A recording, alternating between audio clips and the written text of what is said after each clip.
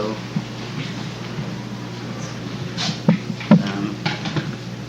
Hi, everybody. Let's see if I can do this. I'm going to do this reading very quickly, and then we'll get on with our conversation.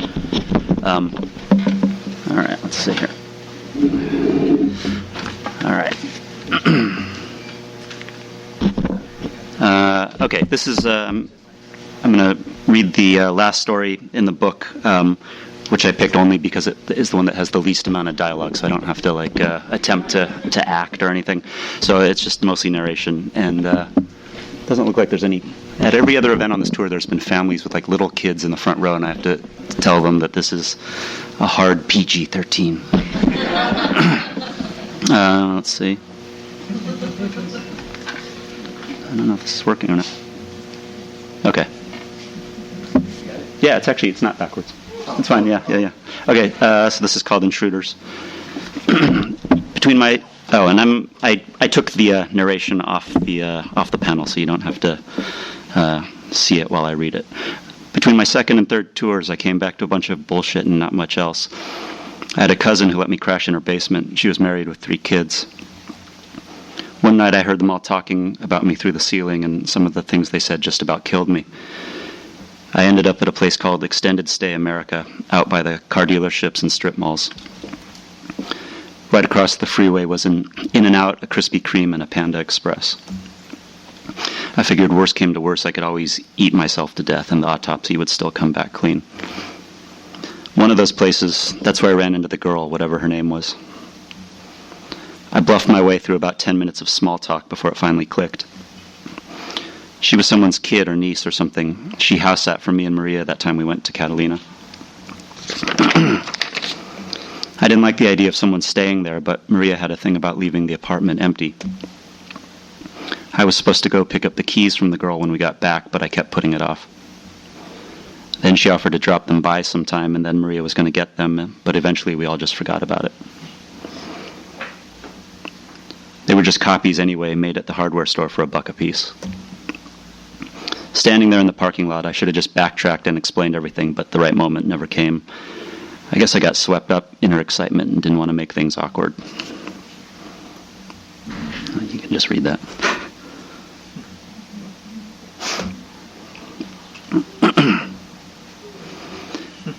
Back at the hotel, I stared at the keys for a while, threw them in the trash, and went to sleep. Next morning, I woke up, dug the keys out of the trash, and caught a bus into town.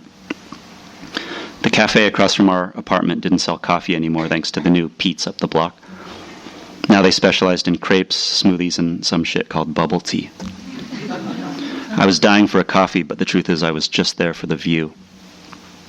It was depressing to see everyone on the same hamster wheel, go to work, come home, repeat. I tracked the guy in our old place for a week, and the only thing that changed was the color of his suit. No one really gives a shit about renters, but a decent landlord will rekey the locks as a basic security measure when a place turns over. The old Chinese guy would have done it. Everything went downhill when he croaked and his scumbag kids took over. We had to mail our keys to the daughter to get our deposit back when we left, but so what? Sorry. It smelled different. That's what I noticed before anything else. Once I made sure the place was empty, I opened a few windows to air it out.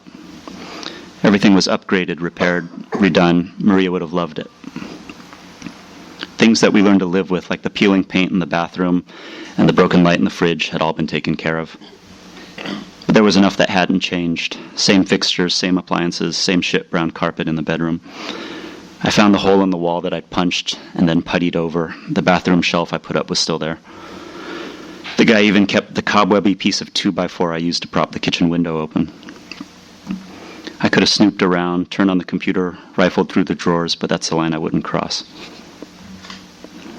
There's a million things I could have done, but I'd satisfied my curiosity, and that was that. I couldn't sleep that night, and the same stupid thought kept rattling around in my head, that the guy would come home and notice the missing egg. Of course, the probability of that was slim, and plus what was he going to do, call the cops to report it? But I'd been careless, and it nagged at me. I couldn't do anything about it until morning, and that made it even worse. The kid at Safeway wouldn't just sell me an egg, so I bought a dozen. Went too far. I put one in my pocket, tossed the rest, and when the coast was clear, went back to the apartment. It felt good to solve a problem, to make something right, no matter how small. After that, I guess I fell into a routine just like everyone else. The guy at the bubble tea place started making coffee again just for me. Some days I'd bring a lunch with me, always making sure to clean up and remove any trash.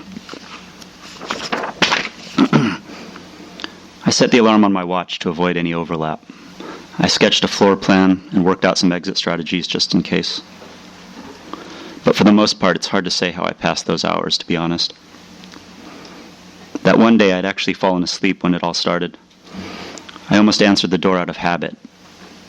It was a kid, probably high school age. I figured he was looking for a donation or a signature on a petition.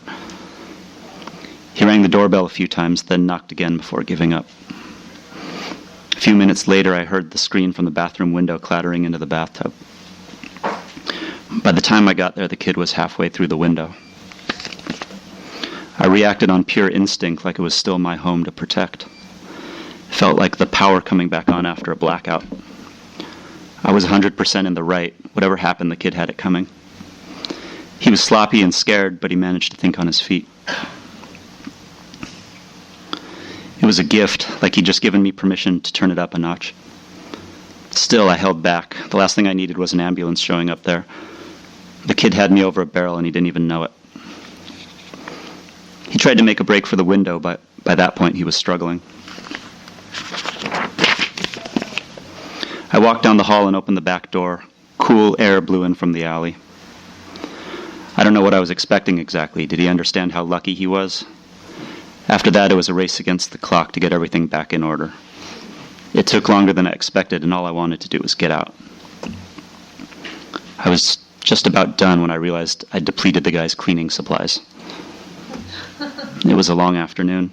The last day I was later than usual. I can't remember how it all started, but I got into a little squabble with the guy at the cafe. He made a comment, a little passive-aggressive dig, and after all the money I'd put in his coffers, it bothered me. The lights were on in the apartment when I got there. That should have tipped me off. As I moved toward the kitchen, I heard a series of sounds, a thud, something clattering across the floor, a moan. She must have been at least 80, maybe older. Was she the guy's mother, his grandmother? She started screaming in some language I didn't know, and she wouldn't stop. I tried to help her up and make sure she wasn't hurt, but she kicked and spat at me and shrieked even louder. I wanted to apologize and explain everything, but most of all, I wanted to disappear. I locked the door behind me when I left. I listened for sirens, almost hoping that I'd hear them. I walked up the block into the stream of oblivious, happy people with their families, their shopping, their chatter. And starting right there, I tried my best to become one of them. Thanks. All right, and now we'll see if we can get Tunde to come down here. Tunde.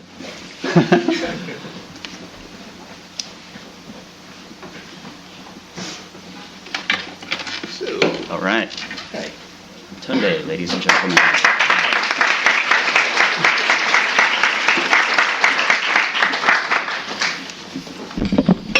All right. All right. How are you? Hang on a second. All right. I'm just going to do this the whole time. Yeah. It's not really nice. So here's a weird thing that happened this afternoon. I moved here a year and a half ago from New York, and I left in kind of a panic, and I went to a storage space that I hadn't been to in 8 years, and for some reason thought I needed everything. So I brought it with me. So I'm in the process now of throwing all of it out. Yeah. So, going through and, you find a lot of comics that you're just not, you don't want to hold on to. Yeah. And a lot of stuff that you do want to hold on to. You can throw out my stuff. It's okay. I would never do that. And if I rescued several issues of Optic Nerve from certain death. But I found... Uh-oh. Now I'm nervous. No, don't be nervous. I hope I brought it as well as found it. There's this, which is Optic Nerve number 3, published in 1996. And since there's a listing for the tour you're about to go on with Seth In 96, in '96, I have the exact date that I met you. That's right. In this book, which is September 26th, 1996, which is 19 years ago. Yeah, well, which is so messed up. Yeah, at Jim Hanley's Universe in Manhattan. Yeah, I mean, it was the first time that I'd gone on any kind of book tour, and most of the events were a lot less full than this. They were in comic stores in places like Albany, New York, where we overheard the owner calling in his friend saying, "Hey, remember if I said I might need you to come in and pretend like you're..." Be a body. But when we got to Manhattan, Tunde was one of the handful of people that was there, and we ended up going out to dinner with a bunch of us. Went out, bunch of people. Went to some awesome brewery in Times Square or something like that. Oh, yeah. Yeah, you and Seth were nice enough to invite me and my friend along. I think I'd given you a comic that I did, and I remember you said nice lettering, and it made me like you so much. After, it's not that I went through a long period of not liking you, but I have to, it's not a confession. There was the Duran and Quarterly book? Yeah. So there's a 25th anniversary, that one, this huge there thing, it is. this brick, 25th anniversary compilation special. I don't even know. I don't know what it is. Anthology, omnibus, from Drawn and Quarterly, and Tom asked me to submit a story about Adrian to him, and the story that I had was about. So I a very long time ago, and I still kind of try to keep it up. I wanted to be nothing more than a cartoonist. That was all that I wanted to do. I drew all the time. I have a shit ton of comics I'm still trying to throw out today. And I remember coming across Optic Nerve when I was in college, and I think it was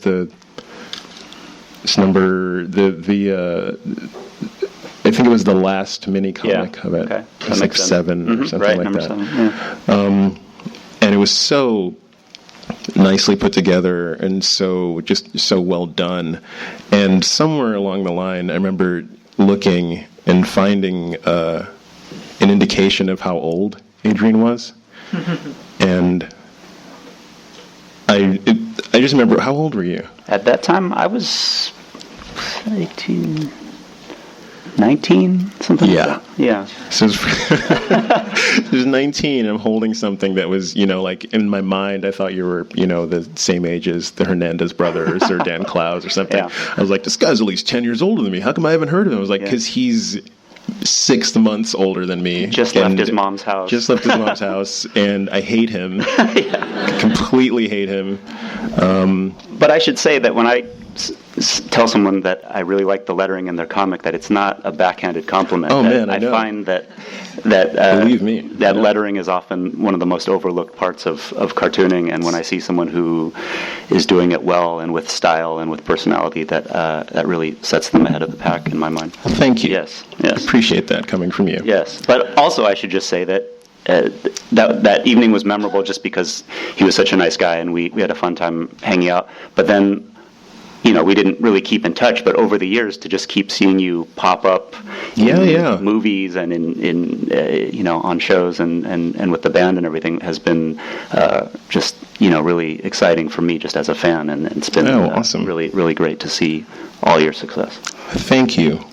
Likewise. Okay. No, because I followed. I mean, seriously, and that's it. See you guys. We're going to dinner. But yeah, this is a tiny bag of what. That's amazing. What I have of yours. Wow. So, I don't know. I'm going to start in here. Oh, God. Don't open it. I will open it. All right. Danny, you did it, I did man. it, yeah. I'm not. That's true. So this is the reprint of 32 Stories, the deluxe box set. I don't know why did I do of this? 32 stories, and for anyone who doesn't know what these are the original issues of the Optic Nerve mini comic. Which you started when? I'm going to keep grilling you about age because it really bothers me how much you've done. I think the first one came out when I was, I want to say a sophomore in high school. 1991. Oh, okay, so yeah. a junior in high school. Yeah. Close enough. Yeah. Yeah, and so this is a picture of you. Is that junior year? I think so. I'm sorry to do that. You printed it. I know. I'm only holding it up. I know. So that's you. I didn't think I'd actually have to go out and promote that. I thought I would just send it off to the my world. publisher and never see it again. Yeah. It's gone. Yeah. It's not. But can I read about the author? Oh. So this is 1991. About the author, circa 1991. Adrian Tomine. How many times have people messed up your last name? Every time. It's okay. Me too. It's all right. Well, yeah, we're both in the same boat, probably. Okay. Yeah. Please for me. Okay, here it is. Tomine. Tomine. Yeah. I found one of the things that happened was a few years ago, McSweeney's or The Believer did this feature where they said, we're going to give the definitive guide to how to pronounce people's hard-to-pronounce last names. Yeah. And they didn't consult me, and they did mine wrong. Yeah. It's hard. So, yeah. So the E is in... Yeah, okay, I don't even remember this. But okay. Adrian Tomine was born in 1974 in Sacramento, California. Presently, he is a junior at Rio Americano High School, where he excels in mortifying social blunders and obsessive attention-seeking doodling. He regularly eats his lunch alone in the photography darkroom under the pretext of, quote-unquote, really needing to get caught up on some assignments. Although he is an avid comic book aficionado and an aspiring cartoonist, he keeps these facts secret from his classmates for fear of further social ostracism. His arrival on campus is usually signaled by the explosive backfiring of his yellow 1973 Chevrolet sports van, which some fellow students ironically refer to as the sex machine. Adrian can be found on weekends wearing a powder blue and pink apron while bussing tables at Carpali's restaurant. His best friends are Ozzy, an old English sheepdog, and Chibi, a white-haired fox terrier. That's right, yeah. And this is the picture on the back. I don't know if you can see it, but... Oh, yeah, that was when I was best artist in my high school yearbook. And you I posed with a giant paintbrush. He's holding a giant paintbrush. You were in a members-only jacket. Yeah, it's great. You look very cool. Yeah, it was a proud moment. You really did it. So that makes me want to ask, when did you, so that's high school. Yeah. When did you start? When did you get interested in making comics or your cartooning, period? Well, I was interested in doing comics since I was a little kid, but I was interested in kind of replicating the comics that I was reading at that time, which were superhero comics, and I thought I was going to grow up to work at Marvel Comics and draw Spider-Man or something like that. But around 12 or 13, I kind of had a turning point and got more interested in alternative and underground comics, and that's kind of the start of what that stuff is. Sure. So I feel like it's sort of two different starting points, because a lot of the stuff the skills that I tried to learn in the first phase of my interest in comics did not really carry over, because I had studied how to draw comics the Marvel way. Yeah. Oh man. Yeah. I know it. I know. I still all you can draw are muscle-bound guys in tight underwear. I know. And now my comics look like the panels that they say don't do it this way. Like, don't draw Doctor Strange just walking into a room. Yeah. You have to don't do that. From please. A worm's eye view or a bird's eye view, but don't just show him walking into a room. Yeah. You have to levitate a little bit. Yeah.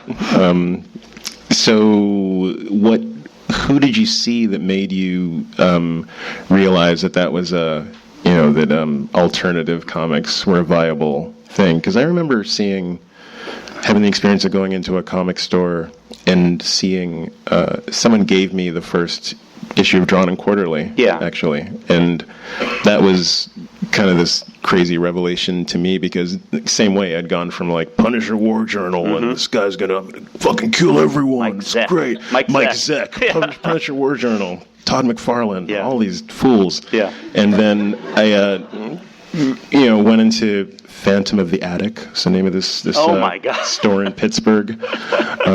And I went in, and the clerk, this guy Jeff, who was a lot like the comic clerk in The Simpsons, So seriously. Yeah. So I'm not making fun of him.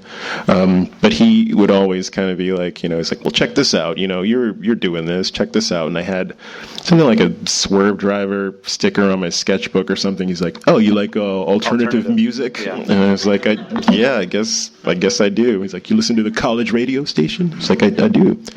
And he said, I think you like this. Check it out. And he gave me this first issue of Drawn and Quarterly, and it had, there was a woman wearing a beret. She's very tortured, pretty much saying, what am I doing with my life? Yeah. It's Anne Bernstein. Creator of Daria. Yeah. Created Daria, yeah.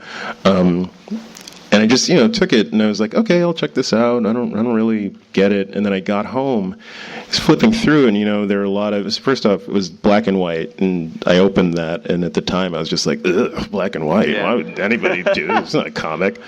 And and then slowly found myself. I remember being downstairs. I started reading it. In like the dining room of our house, and then very slowly, as I kind of went through it, I realized that I didn't want my parents to catch me reading this because there was a Joe Matt comic in it. Oh, yeah. And I don't know if you guys know Joe Matt, but he is very... Scanning the crowd now on the off chance that Joe Matt is here. Oh, is he here? I don't think so. All right. You did it, man. You can't Yeah. hide behind. That's your work. But it's very detailed autobiographical comics about his sexual proclivities and how much trouble that's caused him in his life. Yeah. So I realized I was just like, this is crazy. But it was also the first time I'd ever seen just straight ahead autobiographical cartooning, and that it never occurred to me that you could do that. Ziggy is not the dude who draws Ziggy. But Tom Wilson. Small. Yeah. I think I had a similar experience. I mean, it's hard. It's interesting talking to younger cartoonists now who it's almost like they have too much at their fingertips. Of like they can access any comic, and the idea of like for me in the pre-internet world of sort of finding one little thing that was kind of cool, like Love and Rockets, and then through that finding interviews where they recommend one other comic leads me to some other thing, and it was like a long process. But I think it really, for me, started with Love and Rockets by the Hernandez brothers. Yeah. And they were just inspirations on their own. But I was so grateful that several times they did this. That in the inside cover, they would either recommend comics that they liked or albums that they were listening to or things like that, and it sort of really set a course for me in a lot of ways. And so that was really the turning point for me in terms of what I was aspiring to be as a cartoonist. It was like within 1 year I went from wanting to draw, Batman or whatever into wanting to be the Hernandez brothers. Mm-hmm. It's also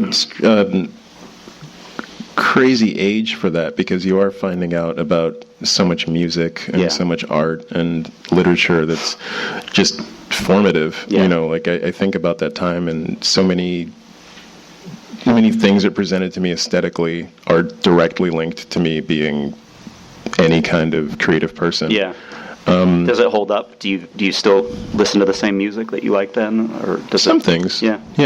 Can I? Oh, there's actually something in here where you describe what music. No. We're not. Come on, no. We have to. Not with you, especially not with you. No, why with no? We got to do it. We're doing it. It's too late. No, we can't do this. It's about to happen. We can't do this. It's not. No. It's not a bad thing, because I actually remember seeing it and thinking, okay, I'm just going to read. So when I started working for Drawn and Quarterly, don't. It's the next thing in the. You can go on about that. When did you? Okay. Well, while I'm looking for this, when did you start? When did you make something and realize? Well, I can tell you this. I remember reading that your brother was the first person to give you positive feedback. Yeah. And that's kind of the older brother or sister usually kind of can help that or crush it. Yeah. No, my brother was responsible for a lot of things, because he was the one who was bringing comics into the house when I was a kid, and they were not comics that I'm really a fan of now, but they were what sparked my interest and sort of was the first step towards me arriving at the kind of work that I wanted to do later in life. And yeah, he was my first audience. He's 8 years older than me, so he was, I sort of, his opinion meant very much to me. Yeah. And so for him to create an atmosphere where I felt comfortable showing him the drawing stuff, I felt always fine with. Like I could leave my drawings out, but writing, like trying to actually tell stories, was really, really nerve-wracking for me. And so, I'm amazed by people now who can start their careers by just throwing their comics online and just opening it up to the comments section. I was talking to someone about that, about music, like a month ago. I need like a soft opening, like a restaurant where like you have your friends and family come in and tell someone about it gradually. Yeah. So I probably would have quit if I instantly just had real criticism. I was talking to the band Yeah.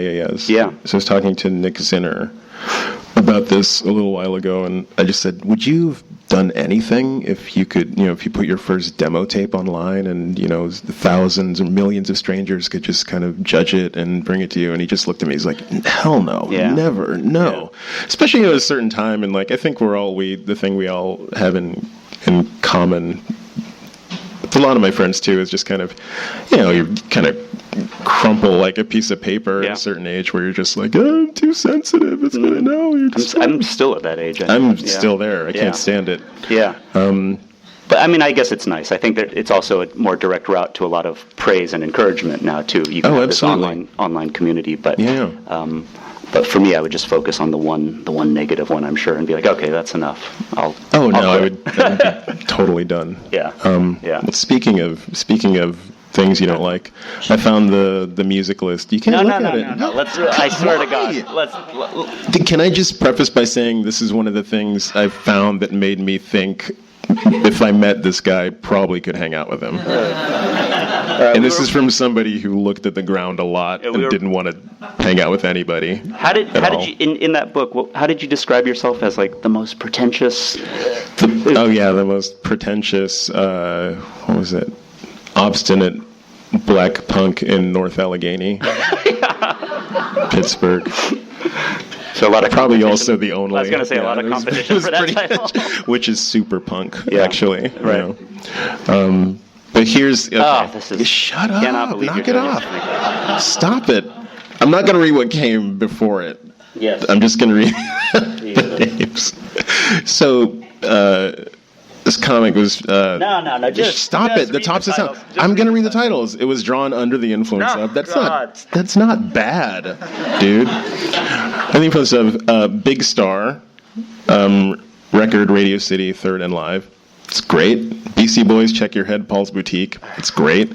Lemonheads, It's a Shame About Ray. Okay. They had their moments. Matthew Sweet, Girlfriend. Okay. He had exactly one moment. Sugar, Copper Blue, A Good Idea. Great. Juliana Hatfield, Hey Babe. I love that. I love that record. Yeah? I was made fun of. I love that record. Pixies, all albums, naturally. Pavement, Slanted and Enchanted. Hey, that's good. That's fine. It's fine. Stone Roses turns into stone. Great. And the last one, Cypress Hill. Yeah. And I remember I read that and I was like, oh my God, I have all of those. Oh my God, I love this guy. I have all of these. So I guess that can... Well, it's also of the time. But it's very of the time, yeah. I cringe for a million reasons. But one is that that's really not an honest list of my tastes. That was me very consciously trying to be cool and curating. Let's just do this. Yeah. They Might Be Giants? No. Damn. Yeah, me neither, dude. Yeah. some hot garbage right there. But you knew, you would have curated your list from that time, right? Like you would have known that there were certain things that I should never play for anyone? Yeah, of course. Yeah. So absolutely. that it's not so much what's on the list, but it's the fakeness of it. The fact that I knew that those would paint me as a certain kind of guy that I really wasn't. And also, attract you to, make you attractive to a certain kind of person who is also, that was throughout that time. I'm telling you, Oh yeah. You're like, a girl. You I'm trying shave the sides of your head and wear all these band stickers. I was. Please God, look at me. I was telling my wife about this recently, and she thought this was the funniest thing, which is that around the same period, I was really infatuated with one of my classmates, and I knew that from her I knew that she was interested in Morrissey, who I had never heard of, didn't know anything about, but I knew that that was her favorite. And the local alternative radio station was giving away tickets when he came to town. So I actually sat there using my old phone and called in and got was the right caller and won the tickets. You won Morrissey tickets? I won Morrissey tickets. Damn. And brought them to school, and when I tried to explain to her what had happened, I don't remember what, but somehow she ended up taking both the tickets. Oh, man. That is... And being really grateful. Yeah. Thanks. Thanks, lady. Yeah, that's one of those things where if you actually made a strip about it, too broad. People would just be like, no, that's not real. You're just crying. I feel like I've got a million things in my life that I couldn't use as material because it seems too much like a sitcom or something. No, absolutely. Yeah. I was going to ask you about that. So, you finished these around the time you got to college, right? Yeah. I mean, I think I switched over from self-publishing to working for Drawn and Quarterly when I was about halfway through college, when I was sophomore, yeah. And when did you start, so you're sophomore when Drawn and Quarterly starts. Yeah. Now, had you submitted a lot? Had you been submitting to anywhere else? No, I was kind of a Drawn and Quarterly fanboy at that point. They had sort of a perfect roster where I loved every title that they published and just had a fantasy of being part of that team. So I would send copies of my comics to them as I completed them, and the initial contact was a rejection letter from Chris Oliveros, who was and is now not the publisher of Drawn Quarterly. He's not in charge anymore. He stepped down recently, but and I've published that letter because I held on to it, and there were some. It's in here. Yeah, there were some people who thought "Ooh, you're really sticking it to him by publishing that," as if it was some. I was hurt by it and now I'm getting back at him or something. Right. But it was the opposite. It really, it meant the world to me to get a handwritten letter from him, even if it was a rejection. The fact that he was a human being who acknowledged it. Yeah, acknowledged it. And he also in that letter said that he'd been following your work. Yeah, and had some. Already. I think he had some constructive criticism that was actually useful, and so that was everything I've published has been with this one company for 20 years now, and it's been a completely just kind of handshake deal kind of thing, and I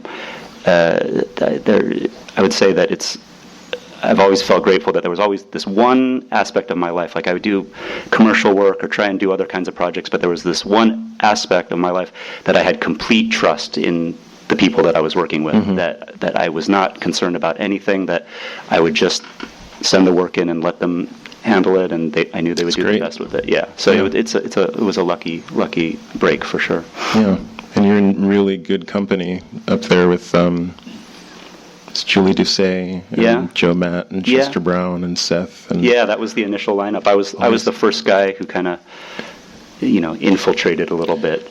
Yeah, because Drawn and Quarterly is in Canada, and Canada has gun control, progressive government. Yes. And great cartoonists. Great cartoonists. That's what they have going for them. Great publishers. Yeah. Yeah. So when your acceptance, when you finally got the deal, first off, were you still living in Sacramento, or were you in Berkeley? I was in Berkeley at that point. Yeah. And then, it didn't. It's not. Well, maybe my perception of the music industry is wrong, but it wasn't like you get signed to a contract and your life changes and you go buy a car or anything like that. It was just sort of like the next issue of my comic was gonna. Sure. I would send it off to a different place, and I still had 2 more years of college to go, so I was just working on the first few issues of Oppickner for Drawn and Quarterly when I had time in my college studies. Gotcha. What about? I mean, did you have a moment like that of music-wise where you signed and your life changed? We were signed to this label called Touch and Go Records first, and we were the first band who got signed without the people in charge having seen us play. Which at our first show, we played our first show with The Fall in Chicago, and really? I remember seeing the record label head just staring at the stage and going like, "Man, I really messed up. I really, really did the wrong thing." Really? Oh God! You guys were not a good live act. Unbearable, man. Terrible, hot garbage.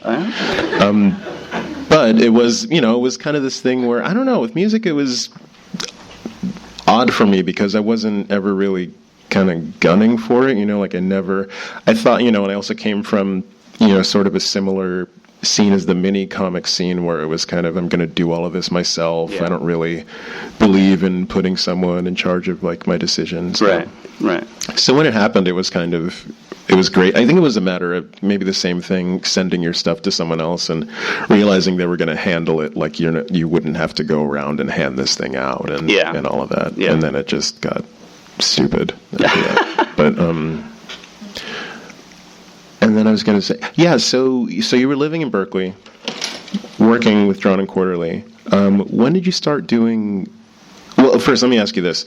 So I know that you met Klaus in Berkeley. Yeah. Was he the first cartoonist that you had actually hung out with and seen their process and technique? Was he the first person that you sat with that made you think, this guy's a human being and he's not a fleet of people doing this thing, and B, this is a viable occupation? I mean I've had everything about my life as a cartoonist has been like a series of like lucky breaks and like coincidences and everything. And so actually the first cartoonist that I met happened to be our neighbors when I was living with my mom. They lived a block away, and they were a couple named Justin Green and Carol Tyler, who are kind of legendary in the world of underground comics. Justin Green is kind of a pioneer of very confessional, autobiographical work, and people say he's the first. Yeah, I mean, he went really deep into this extreme exploration of Catholic guilt, and he's got all this OCD stuff that he depicted in a really original way. And they happened to just be our neighbors, so someone put me in touch with them. So they were the first that I met. And then I moved to Berkeley to go to college and found myself living on a street kind of equidistant between the cartoonists Daniel Klaus and Richard Sala. Both on the same street and both about a block away from me in either direction, and we became so lame. Yeah, I know. That's so lucky. They're literally two of the best cartoonists. Yeah, and it's in the world. You can't manufacture that experience. You can't give that advice to a young art student like, well, move to a neighborhood where you must find Dali. Yes. Go to his door, knock. Yeah, it's like if it happens naturally, it's the greatest thing in the world. But of course, you can't. You're not going to stalk these guys and rent an apartment right next to them or whatever. No, sure. And so the fact that they kind of fell into my lap, and I never went to art school or anything, but like that, those years of living on that street and having really regular hangouts with those guys of just sometimes just getting coffee, but like going to used bookstores, going to the art supply store. Mm-hmm. That was really kind of like my really kind of quick version of art school, sure. Like, kind of firsthand experience, which affected me in so many ways. Not only like obviously I became very influenced by Dan as an artist and emulated him in a lot of ways visually, but even years after, I still feel like I really learned more broad life things about being an artist and making career choices and just everything. I mean, those two guys had done everything many times before I ever had to. So, like, I would say, like, what's it like to do a book signing, or what's it like if Hollywood comes knocking at your door. And so in any case that I've found myself in, they've done it, and so I can learn from them in a lot of ways, and that's still ongoing. Still the case. That's great. Yeah, absolutely. Speaking of Hollywood coming knocking, I remember, I think it was this, maybe it was, well, first off, the letters pages, I know you know this, but the letters pages in the original Optic Nerve issues are amazing because they get printed and they get no response. It's just like a straight up, like demonstration of people's mental issues, like running in criticisms, just, straight up. Yeah. But I remember maybe even, I don't know if we're talking about it, but there was maybe for the story Smoke, someone had wanted to write a play about it, or I'm sure you've been approached by many people saying, we want to make a play, we want to make a movie, this is great, come out and we can rip you off in many ways. It doesn't even, now that part of the process is just skipped over. It's just like, I'll find something on YouTube where someone has just made a little short film, I've seen, not from your work, but I saw something that was really a huge ripoff, and they said they took it down after someone complained. Oh, really?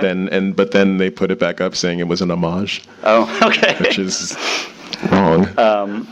I mean, I feel like maybe doing short stories makes it extra appealing for people who want to make a short film and are looking for material, because I still get a lot of requests from like film students looking for just material for a project or something like that.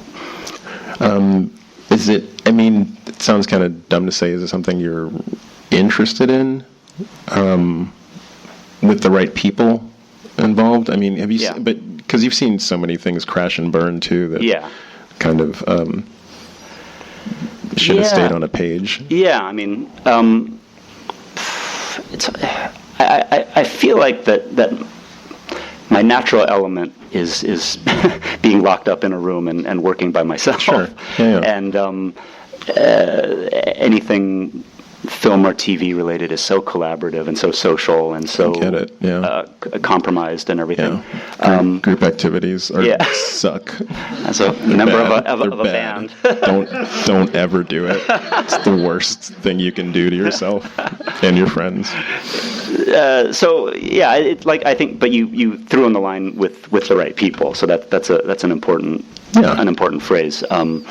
So it's not something that I'm opposed to, but as the years go by, I do feel like that it's not something that I am single-mindedly pursuing. That it's more like the nice thing is that I think there was a difference, like when earlier in my career, where comics were so invisible and made so little money and were so hard to distribute that getting translated into some other medium seemed like the holy grail. And one of the nice things that's happened is that comics have really evolved in their place in North American culture, and it's really a different world. And so I think now that there's a bit of a shift where you don't feel like, oh, I'm just a cartoonist and I want to be a filmmaker, but you can say, like, I'm a cartoonist, and that's good enough. And it's and I mean, I think that you were probably a big part of that being the case. I don't know how you take that, but I remember thinking that I don't know how to put this, but you were kind of the bridge from it being uncool to cool. Not that was your trajectory as a person, but just you. Maybe it was. But it really was this thing, because I remember being, like there are all these kind of, youth-oriented magazines, like the Jane magazine and all these things. And I remember seeing, like either seeing a review of one of your books and this, it's like Sassy or these real, like really very hip, it's like Chloe Sevigny and then Adrian on the other side, like in a small Right, much square, smaller, but, yeah. Yeah, but I remember thinking like that's crazy, that's happening. Was that? I mean, and I know that was that strange because you were also on the Jane Pratt show. Yeah. Which was a talk show. It's like kind of a was it? It was on a cable network. There was a talk show on TV hosted by Jane Pratt for a little while that I somehow ended up as a guest on. And this is, my wife has not even seen this. I have a VHS copy of it, and I will not allow her to see this. I bet it's online. No, it's not. Soon it will be. I've made sure of that.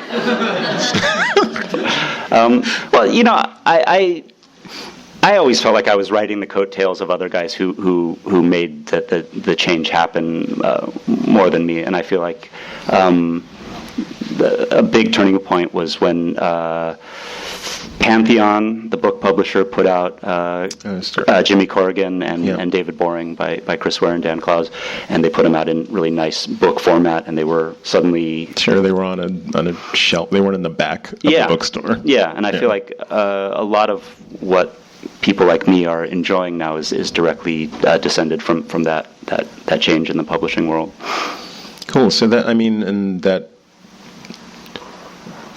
so I'm just thinking, like, working on single issues of Optic Nerve. I mean, it was that shift something that, well, let me say, the seriousness that came, that graphic novels were afforded. Yeah. Was that something that kind of, I don't want to say kept you going, but it's kind of, were you in any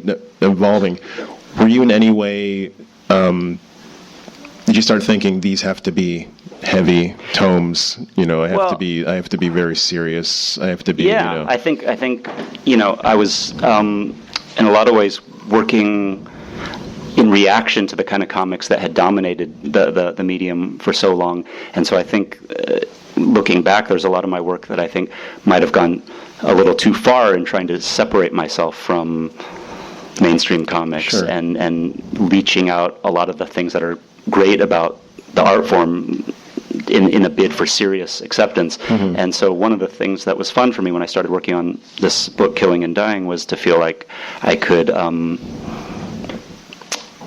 backtrack a little bit and say, okay, I can do things like a newspaper strip, and I can have characters look cartoony or have sweat beads pop off their head or have sound effects even. I mean, there were many years where I thought putting a sound effect in a comic was too much. Too mainstream. Pop, bang, yeah. Yeah, and there's tons of them in this book. And so it was fun for me to actually really, it's silly to avoid any tools that are at your disposal, like absolutely. They can be used in a lot of different ways. Mm-hmm. Shouldn't be ignored.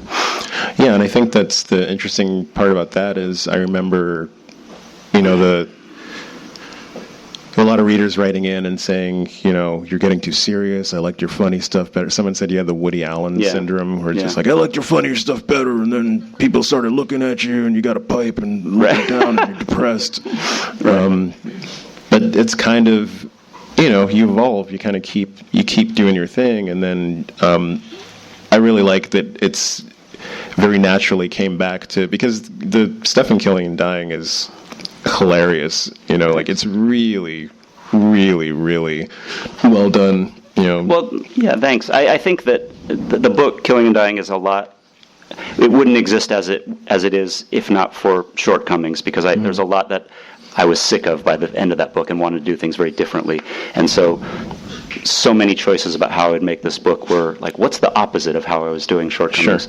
Sure. In terms of how much I put my own personality explicitly into the book and how I write and draw, the art materials I use, everything I wanted to do differently. But I should also say that also the book as it exists now would not exist if not for becoming a parent. I think that's like the main influence on this book is having my daughters being born, and I feel like I was talking about this in an interview earlier today that I had a lot of anxiety about becoming a parent in anticipation, because I'd heard a lot of stories from artists about how their children had ruined their lives and they couldn't get any work done, and they had to go go get a job, and they resented their kids forever. Yeah. And I assumed that was going to be the case for me. Beautiful tales. And there's degrees of that, of course, but really I feel like what I sense when I look at the book now is that I had for 20 years been working on comics in a certain way, and I'd painted myself into a corner a little bit of the same kind of subject matter and the same way of working, and I knew that readers were getting tired of it, and I knew that I was getting tired of it, but I couldn't lift my head up enough to sort of look out and see my escape from that. And then I feel like when the kids came along, it sort of opened up this escape hatch that I didn't know about, and suddenly I moved into this whole other subject matter and emotional areas that I don't think I would have known how to write about prior to that. So they did destroy my house and interrupt my work time a lot, but they also really gave me a path into a different kind of story that I wouldn't have found previously. Which is great. Oh, well, thank you. It's not. It's so. No, it's nice to hear that story instead of or even the story from the kid who's just like, I hated. He was always at a drawing table. I hated No, that's person. the other side of it too. Yeah, but that's not. I've met his kids, and they're awesome, awesome kids. Yeah, they love him, and they've it's cool. They just know you as the guy who brought bagels to the house. But so it's just really fun now that especially Nora's old enough to listen to music and can correlate the songs figure it with out. you. Yeah, and she loves it. Yeah. Oh, that's good. Yeah, that's nice. There's certain songs that resonate really well, and what is she like? She likes Family Tree, that song, which is a pretty dark song, right? It's a dark song. Yeah. I don't know if she's great. I don't know if she's picking up on the lyrical nuance. I always think if someone under the age of 8 likes a song, then we did a good job. That's good. they're the best judges in some ways. They really are. I think so. I don't know if we're going too long. Oh, how much time do we have? Are we gonna? I think you guys are good. Okay. Do we want to open up to a few questions? Oh, sure. I don't know. I have so much stuff. Okay. No, but we don't have to. All right. Oh, okay. I'll do it real quickly. Yeah. How painful was it to write Shortcomings, and how much of that stuff were you had you stockpiled? In terms of, can I write about this? Is it crazy? Am I going to be able to encapsulate my feelings about this? It was not painful to write, but it was quite painful to go out and promote.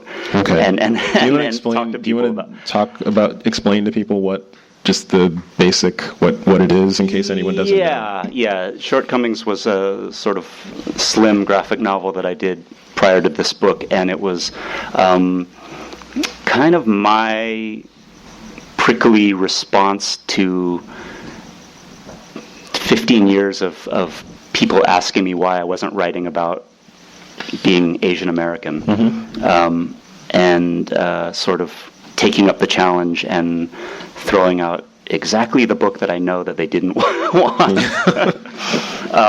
And then, which I felt very bold and pleased with myself about while I was in my studio doing it.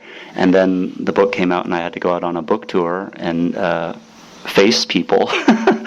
And what was that like? Well, it was hard, and I think that it's really my fault for misjudging a few things. One being this says more about myself than anything, but that I had no idea how disliked the main character was going to be. I really had no idea, and was shocked to start having the reviews show up online. It's like asshole, prick, douchebag, and then not only that, but that also bleeding over into people's evaluation of the book. Yeah, so it's and when it was first released, it was sort of promoted as like this semi-autobiographical tale, right? And then after a few weeks on the road, it was like this fictional tale is a critique of a certain And and there were puts this asshole under a microscope. Right. And there were a lot of experiences where there were people in line at a book event who I assumed were there to get a signature, and they were there to point at a specific line of dialogue and say, "Do you believe in this, or do you endorse this?" Man. I had several. There were. I got married right around that time, and somehow that came out in some interview. Like I did some interview where I mentioned that I'd just gotten married, and then on that book tour, there were several people who came up to me and said, "Is your wife white?" It wasn't. It was not an open-ended question at all. Yeah. You know. You're like porcelain? Right? No. And I also couldn't judge what would be the best answer sometimes. Like what was like kinda? What was the angle? Is your wife white? And I think a stronger person would have just owned up to it and said, "No, a lot of this is based on my own life," and blah blah. But I crumpled, and I. Well, it's hard. Yeah, that's tough. It was tough, and with among the many things that I vowed to do differently with this book was to try and, as much as possible, erase myself as an artist and to have things be neutral aside from the fictional stories. And I really hoped that the interference of thinking about who's behind the curtain or how does this correspond to the artist's life would be diminished a little bit. And it's been somewhat successful, but not as much as I'd hoped. No, I definitely think so. I think especially with the pieces, you've got then the last 10 through 13, you've got the main body of the stories, but then the sort of end papers that are autobiographical, and I think that those are, they're basically about you being in your life as a human being and an artist, just but the concerns are stuff like, why don't they make paper like they used to? Yeah. And what are all these fucking kids drawing on computers for? I didn't say that. You didn't. That's what I took from it. Right. But it's not what you said. And I mean, but I think is it a matter of, I don't know, and I think this is with a lot of artists, like there are certain things that you have within you that you're kind of, I don't really know how to go about getting that out, so you kind of just go at it full steam in a really sometimes clumsy, sometimes very cute, way, but you just had to get it out of the way so you could kind of when I put out that book of just a little jokey book about my wedding. The wedding. There was suddenly then there were these people saying like, now you should do one about having kids, and I thought like that would be the worst book I ever did. Because people who've had kids have all had their own version of that experience, and what someone finds cute about their own kids is often nauseating to other people, and so I just didn't want to do that, and I thought the idea of doing a book that had anything to do with that part of my life would be terrible, and inadvertently I ended up doing my version of that book with Kiling and Dying, which I hadn't calculated that at all, but there is things that I didn't want to address head on flowing through a lot of these fictional stories about anxieties about becoming a parent. No, of course, and watching your kids grow up and what they will try to do, and and and it also, of course, I think causes you to reflect on being a child to parents too. So a lot of people have said like, oh, you must be the dad character in these stories, and there's part of that, but I think like especially with like that Kiling and Dying story, that I feel a lot of kinship with the daughter in that story, and the idea of thinking about how strange it must have been for my parents to have a kid who was obsessed with doing something this thing that they didn't really know about, and they maybe had no way of judging if I was any good. Do we want to open it up to questions very briefly? Sure, maybe one or two before we move on to the signing? Yeah. Sure, go ahead right here. You refer to the books as books, but I'm sure like a lot of us read the comics, the individual comics, and so I guess I'm curious as to how much you, when you're creating these things, are creating them as books versus as the individual issues, or if you're sort of just like plodding along and being like, I have it up for an issue. Okay, that's a good question. If you couldn't hear, he's asking about how how thought out it is, the material is in terms of being republished in book form, or is it just the comic and then kind of compiled at a certain point. And I think for the first several of my books, it was that here's some random stuff that I've done over the last few years, and it's time to put it in a book. And that was always kind of bothering me. Like I always felt like a little embarrassed to sort of present those as complete books, because I knew they really were just some issues that had been thrown together. And I felt like it was one of those things that kind of nags at you as you keep plowing ahead and you don't know how to quite fix. But when I finished the material that became Shortcomings, I was able to take a little break from everything, and I decided very explicitly that I was going to be conscious of that with the next batch of material. And so I knew that it was going to be published initially in comic book format, but that it was towards the goal of being a complete book of short stories that would all sort of make sense under one cover and have certain things that connected throughout them. And so there were certain ideas that I had to actually put aside. There were ideas for certain stories that I had concurrent with some of these, but I thought that they wouldn't quite make sense, and it would give it that feeling of, here's the random stuff that I did in the last few years. So those have just been put in a file for now, and it was a nice feeling to think that I was working towards something of a coherent book. I mean, it was originally supposed to be a graphic novel, like that was what I was contracted to do, and it obviously didn't end up that way. But I still wanted it to have.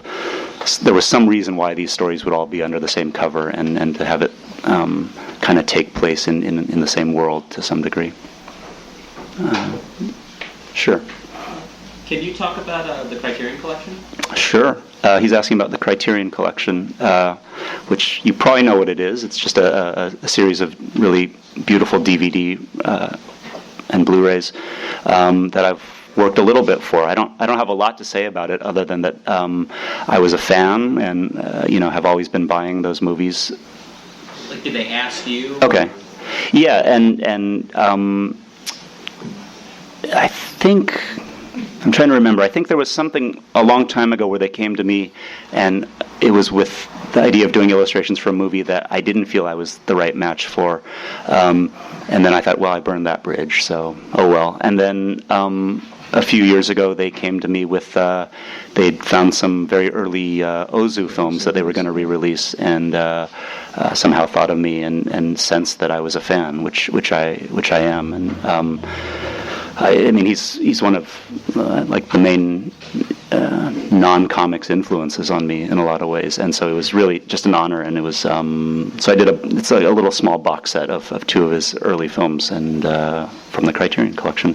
There's a guy there who's a comics fan, which is how all these things happen. That we've been at it. We're old enough that people are now in positions to give you jobs like that, or to put you on the cover of the New Yorker or something like that. So that was another great one. And I'm sure that's the case with music now. There are guys who can put you on Letterman or whatever, right? Yeah, or people who are just interested and say like, yeah, we want to use this for a movie or a TV show or something, and it's you've been a band for 13 years, so it's funny. Like, you'll run into people and be like, yeah, started listening to you when I was a freshman in college, and now I work for Fox. You've been a band for 13 years? Yeah. Oh my god. Oh my god. Yeah. it's really a lot. He has a show coming up this Saturday, right? Yeah. It's a big one. The Ace Hotel. Yeah, it's the last show of being on tour for a year and a half. So then we're going to figure it out from there and see what happens. Yeah. Maybe is there one more question, then we'll do the Q&A? Or the signing? Sorry. Yeah, right there. Are there any plans to do more Yoshihiro Tatsumi books? Okay, he's asking about Tatsumi, who's a Japanese cartoonist that I helped translate and edit. And if there's any plans to do any future work. And I am a little bit as confused as you are about that. Tatsumi passed away last year, actually when I was finishing up this book, so the last story is dedicated to him. And things have gotten a little murky since then about rights and things like that. And so I'm not sure. I don't have a lot of control over that. There are, I would say, literally thousands of pages of material that has not been translated. I mean, I've been collecting it in various formats and the original printings and Xeroxes, and there's not only so much, but such a range of stuff. There's like full science fiction graphic novels, there's pure pornography. I mean, it's like there was a lot of things that he was doing just for a paycheck that I don't know how he would feel about it being translated at this point. So in an ideal world, it would all be available and it would all be translated, and you would sort of have a full picture of who he was as an artist. I feel a little guilty that I kind of edited his work to my taste and released the small handful of books that doesn't really paint a true portrait of him as an artist. So I don't know. We'll keep our fingers crossed. All right, should we? Is that it? You sign? Okay, thank you, everybody. Thanks for coming back.